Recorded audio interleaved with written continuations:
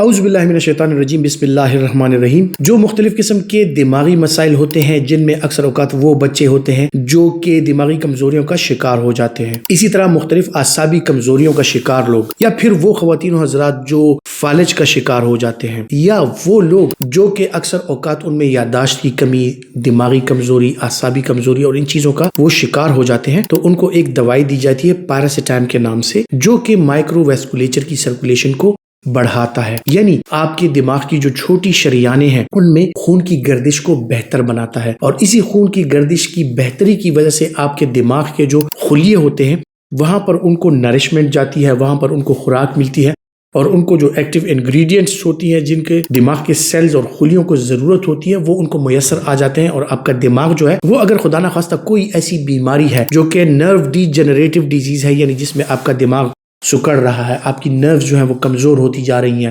آپ کی یادداشت کمزور ہوتی جا رہی ہے، یا آپ پھر ایسی کسی بیماری کا شکار ہے ایتھیروسکلیروسس کی وجہ سے، بڑھاپے کی وجہ سے، عمر میں اضافے کے بعد اگر آپ کو ایسی بیماریاں ہیں جن کے ساتھ آپ کے دماغ کی شریانیں جو ہیں وہ کمزور ہوتی جا رہی ہیں، تو ایسی صورت میں پیراسیٹام جو ہے وہ آپ کو دی جاتی ہے۔ یا پھر وہ اسکیمک سٹروک کے پیشنٹس کے جن کے دماغ کی شریان بند ہو جاتی ہے اور ان کو فالج ہو جاتا ہے، اور اس فالج کے جو اثرات باڈی پر ہوتے ہیں، یعنی ہیمیپلیجیا، آپ کے ایک سائڈ جو ہے وہ فالج زدہ ہو جاتی ہے، ہاتھ پاؤں کام کرنا چھوڑ دیتے ہیں، تو اس میں کمی لانے کے لیے کہ اس کی جو کمپلیکیشنز ہیں، فالج کا جو ایریا ہے اس کو کم سے کم کرنے کے لیے اور فالج کے اثرات جو ہیں وہ باڈی پر کم سے کم کرنے کے لیے پیراسیٹام کا استعمال جو ہے وہ کرایا جا سکتا ہے۔ پیراسیٹام بیسیکلی ایک مائکرو ویسکولیچر سرکولیشن کو انہینس کرنے والی دوائی ہے جس کے ساتھ آپ کی چھوٹی شریانیں دماغ کی وہ کھل جاتی ہیں، اور اس کے ساتھ جو ہے تو دماغ کی نرشمنٹ وہ بہتر ہو جاتی ہے، اور آپ کے دماغ کو تازہ خون ملتا ہے، اور اس کے ساتھ جو ہے تو آپ کے دماغ کو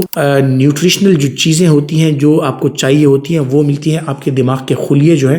وہ بہترین طریقے سے فنکشننگ کرتے ہیں۔ پیراسیٹام جس طرح میں نے آپ کو بتایا کہ اس کا استعمال آپ نے مختلف چیزوں میں دیکھا ہوگا، جس طرح کے مختلف بچے ہوتے ہیں وہ اپنی عمر کے ساتھ ان کا دماغ نہیں بڑھ رہا ہوتا، وہ دماغی کمزوری کا، ڈیولپمنٹل ڈیلے کا وہ شکار ہو جاتے ہیں، لرننگ ڈسیبلٹی کا وہ شکار ہوتے ہیں، کچھ سیکھتے نہیں ہیں، اکثر اوقات بولنا بہت لیٹ سٹارٹ کرتے ہیں۔ بہت سے بچے جو ہوتے ہیں اس کمزوری کی وجہ سے، اس ڈیولپمنٹل ڈیلے کی وجہ سے وہ سیزر ڈس آرڈر کا شکار ہوتے ہیں۔ تو ایسے لوگوں میں، یا اکثر اوقات آپ نے بڑوں میں دیکھا ہوگا کہ فالج کے بعد یا ڈھلتی عمر کے ساتھ ان کی دماغی کمزوریاں، ان کی یادداشت کی کمزوریاں یہ آنا سٹارٹ ہو جاتی ہیں، اور خصوصاً وہ لوگ جو کہ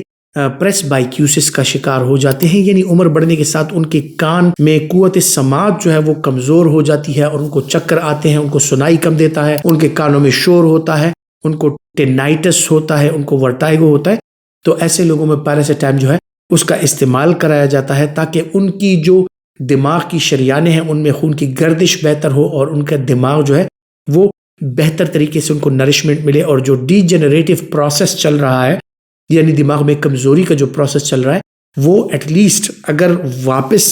ری جنریٹ نہیں ہو سکتا تو کم از کم یہ ڈی جنریشن کا پروسیس جو ہے یہ سلو ہو جائے، اور